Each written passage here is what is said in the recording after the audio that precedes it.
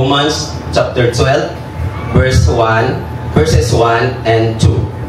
The Word of God says, "Therefore I urge you, brothers and sisters, in view of God's mercy, to offer your bodies as a living sacrifice, holy and pleasing to God.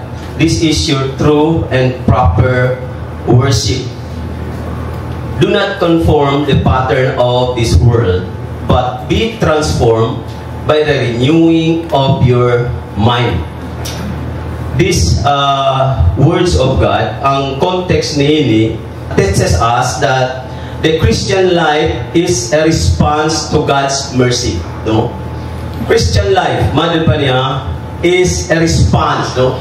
Ang imong pagkakristohanon, ang imong pag-alagad, this is the response of God's mercy. No?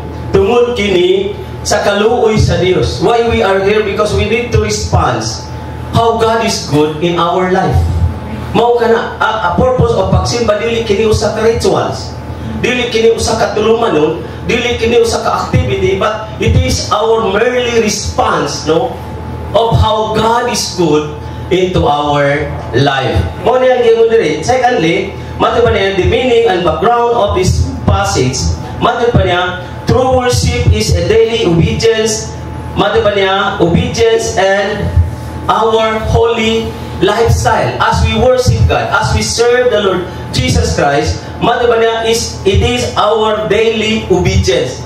Mao kini ang atong matag adlaw nga pagkamasinugtanon sa tibuok semana niya kita, because we want to respond and we want to show our obedience to Him. No? That is why naa kita karon. Then number 3, mato pa niya nga summary about the background of this passage. Believers must not follow the world's values. No? So rampant na. When we look around, no, diya sa ato most of the people, even Christian, no, kanang makita nato, they are professing Christian, but sad to say, makita nato that they are following of the pattern of this world.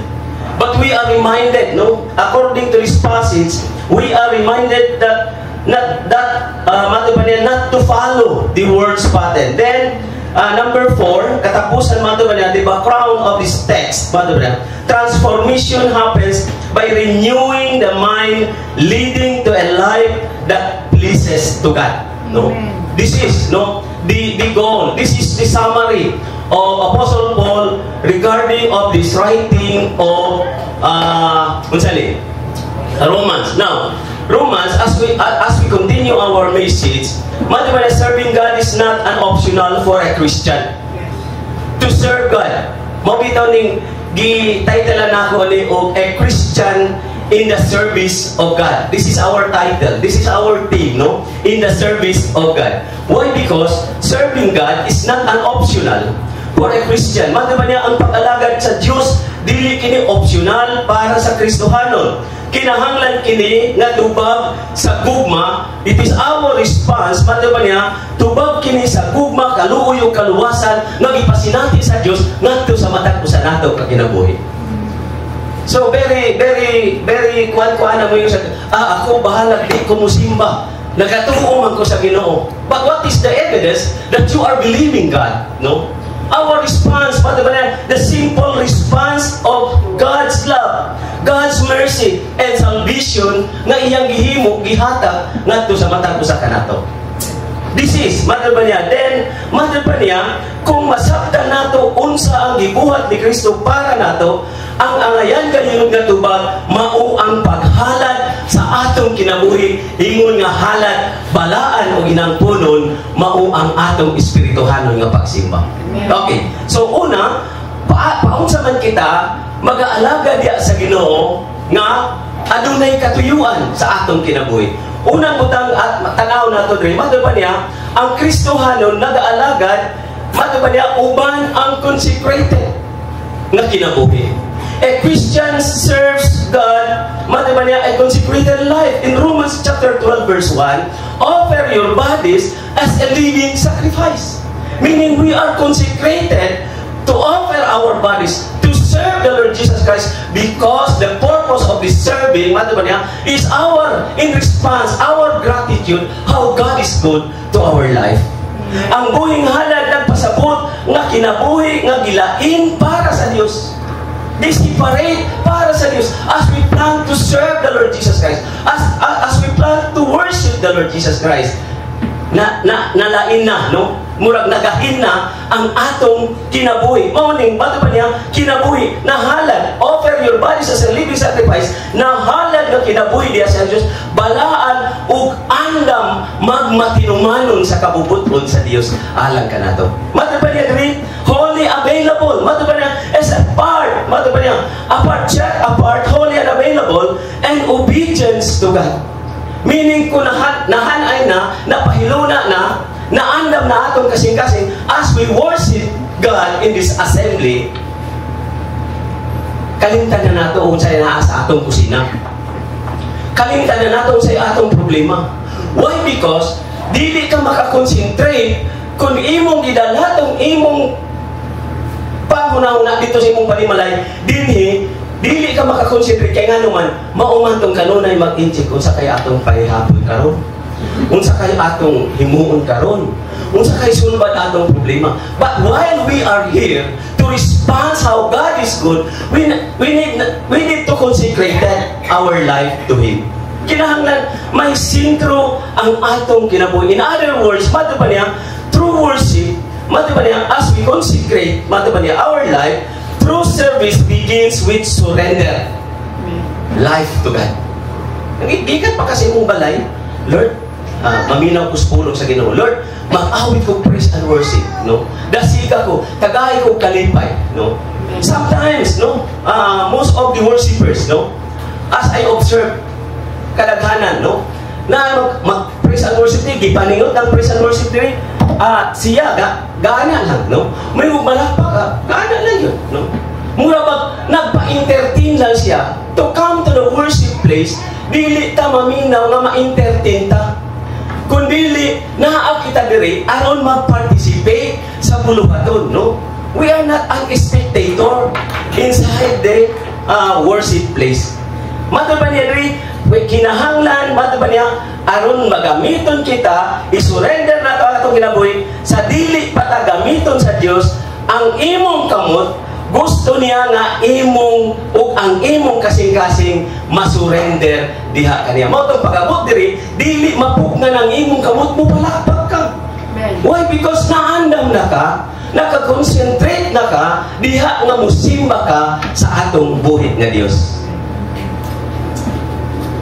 Ang leader baya dire, si former Vice Mayor, kabalo na siya nagtindog talya. Kabalo siya kinsa ang malayo ang tingin. Kabalo ka ng malayo ang tingin. Lahi rang iyang ginatanawa, yun siya ipakialam, no? Meaning, bit-bit niya unsa man ang naa nakahuna-huna niya samtang naa sa iyang panimalay. No? Mo nang bisag dili ka kabalo mo sayo, pero makaana-anak yun ka, no? Ako murag lain man siguro mo sayo diya, pero ang akong tuhod magpiko-piko yun na, no? Why? Because we are excited as we consecrated to worship. Mati ba niya kini nga kinabuhi. Ikaduha nga pag-alagay nga gusto natong tanahon, ang pag-alagad sa usa ka Kristohanon diya sa Ginoo. A Christian, mati ba niya, dili lamang a Christian serves God with a consecrated life, but a Christian serves God with a transformed mind. Dunay kausaban ang iyang una-una. Mo to akong illustration ganiya. In Romans chapter 12 verse 2, be transformed by the renewing of your mind. No? Kabalo pa lang ako ang muwali ron. Gisend na nako kay ang PowerPoint, no? Kay gwapo ni para mas klaro yun, no? Okay. Mato ba niya, a consecrated life or a Christian, mato ba niya, transformed mind. Unsa man ni? Mato ba niya dito sa Romans chapter 12 verse 2, mato ba niya, be transformed by renewing of your mind. Service to God requires a new way of thinking. Bagong paagi sa panghuna-una. Matong yun na ko nga, as we worship God, we are here, dili sa ta maghuna-huna og lain. Kaya nga naman, Pwede na gamiton sa yawa, no? Nga dili ka makakonsentrate. Pwede na gamiton sa yawa nga wala kay nahibalan. Gaemen ka. Pero pagkawas ni mo, wa kay nahibalan. Empty ang imo na sa damitong wali ni pastor, ni pastora. Kung sa ganitong gwapo tong atong praise and worship, pero sa ganitong title, you are participating but sometimes we are empty. Why? Because wala na transform ang atong una-una diha sa pag-alagad sa Ginoo. We don't follow the world's pattern of our selfishness. Mato pa niya. We follow the Spirit leading, thinking what pleases to God, not what pleases ourselves. No? As we perform, mato pa niya, atong una-una ang makahimaya, mato pa niya, diha sa Ginoo, dili ang makahimaya diha sa atong kaugalingon. Yes, we are here. Naa ka, the purpose is you want to glorify God. We perform whatever activity diya sa atong pag-worship, naga-perform ta kung kay gusto nato mahimaya. Why? Because our mind is already transformed. Nausap, no? Sa paagi, sa paghuna-huna, diha sa pag-alagad sa Ginoo. Ang pag-alagad diha sa Ginoo, dunay klaro nga kausapan ang iyahang panghuna na sa paagi diha sa iyahang pag-alagad. Sa mga kaigsunan, mao kini ang matang sa usa ka Kristohanon nga nag-aalagad diha sa Ginoo. Ikatulo, batid pa niya, ikatulong butang nga gusto nato tan-aw diri, a Christian serves God, batid pa niya, with spiritual gift. With spiritual gift. 1 Peter chapter 4 verse 10. Use whatever gift you have received to serve others. Batid pa niya, every Christian has a gift. Some can preach, some can encourage, some can give, some can lead, some can help. God expects you to use what He gave you for His glory. This is the mandate of the Bible. Nga naman, nga ang matag usa ka Kristohan matib niya, adunay dagkadaiya nga gasa nga gihatag sa Ginoo. Dili ka makaingon, ako wala gid koy gasa bisag unsaon nako. Wala. Pero matib pa niya dinhi, ang gikinahanglan, matib pa niya ang imong pagpagamit alang sa buluhaton sa Ginoo. Ang imong pagpagamit, no, for example, no, wala nag-advance si former Vice Mayor nga wala siya karong Dominguha, no, niya tudlong ka mag-praise and worship, wala ko'y talent anak pastor, no, wala ko'y hiyas anak, no, patudluan lang ko, pawaliha lang ko, pero kana wala lagi ko. Matod pa niya, dili daw kinahanglan ang imong abilidad. Ang gikinahanglan ang imong availability. That is what it needs in our Christian service. Kana ang gikinahanglan. Ang matag Kristohanon adunay gasa balikon nako. Adunay gasa sa paghatag, adunay gasa sa pagtudlo. Apan ang matag usa pwede ra gyud gamiton sa bisan unsang paagi alang sa kahimayaan sa Dios. Alang sa kahimayaan sa Dios.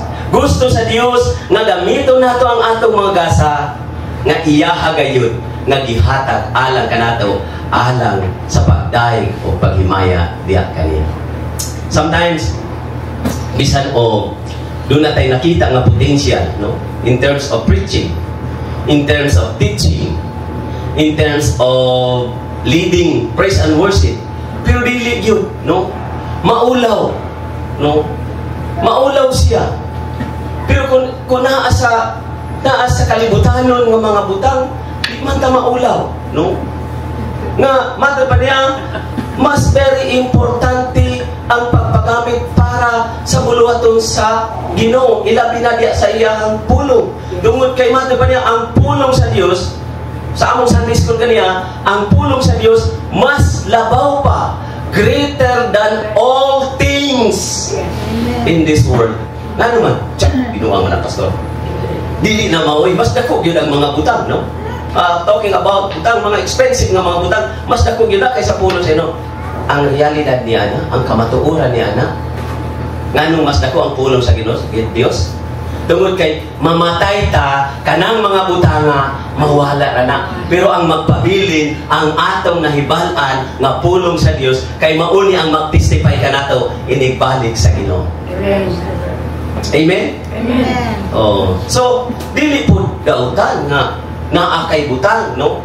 But what I would like to drive out is we did not only focus on those material things. We did also set aside to glorify God diha sa atong kinabuhi. Because, ngano na kita karon?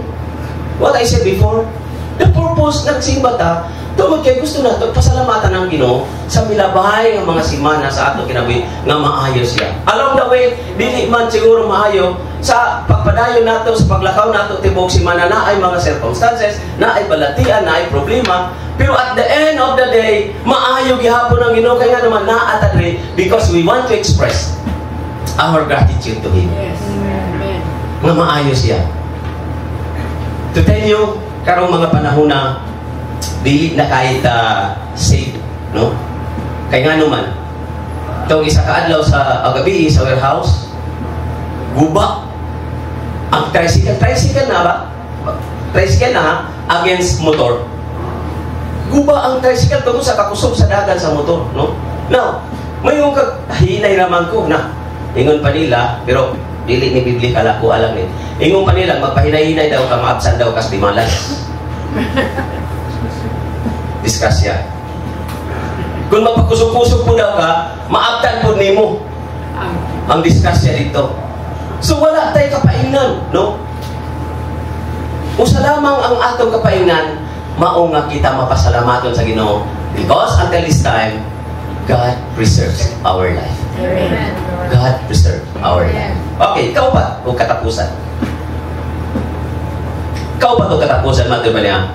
Diya sa pag-alagad sa Ginoo, a Christian serves God with a humble heart. No? Ang mapa-inubsanon nga kasing-kasing. Mark 10 chapter 10 verse 45. For even the Son of Man did not come to be served, but to serve. Ingon siya, bisan pa man ang anak sa tao, miyan niya aron dili alagaron, kundi aron siya mualagad. No? Jesus Himself modeled service.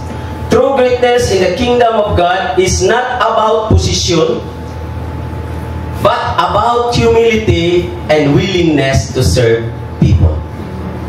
That is, no?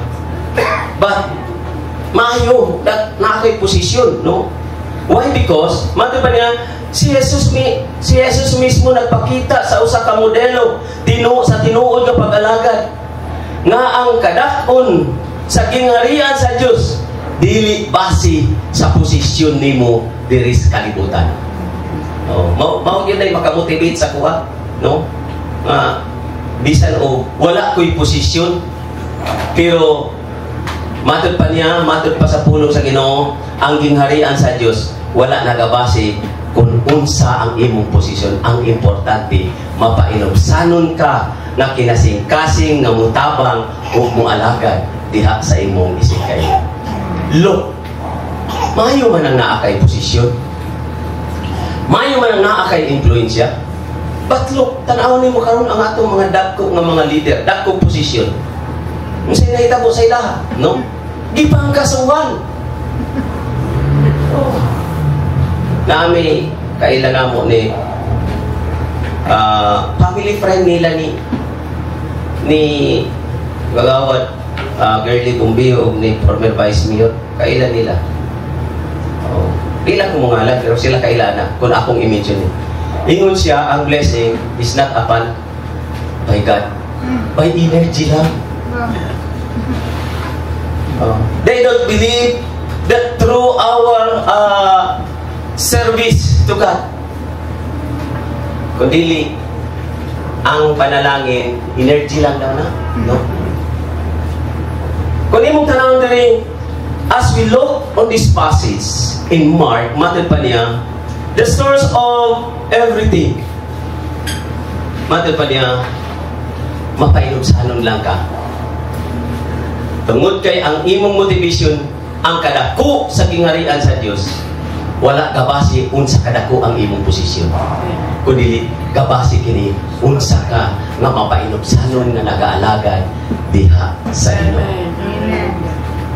Mga kaigsuonan, ang pulong sa Ginoo naga-encourage ka nato diha sa atong pag-alagad. Mado ba niya a Christian in the service of God, one who is consecrated, transformed, gifted, and humble. God, what I said before, God doesn't look for the ability, but He looks for our availability. When we offer our lives to Him, He will do great things through us. Dunay dako nga mga butang nga pagahimuon diha sa Ginoo, diha sa atong kinabuhi.